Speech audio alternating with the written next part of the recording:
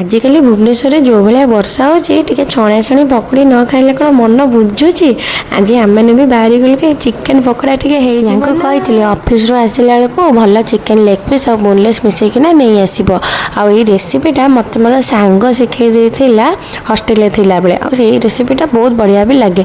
ए लुण हलदी अदा रसुण छेचा soya sauce और टमाटो सॉसटा पड़े मुझे जान नी सी मत कहला बारिपदिया ना तांकर तो बढ़िया छणाछणी करती सी कही एमती करू टमाटो सॉस पकड़े भारी बढ़िया लगे।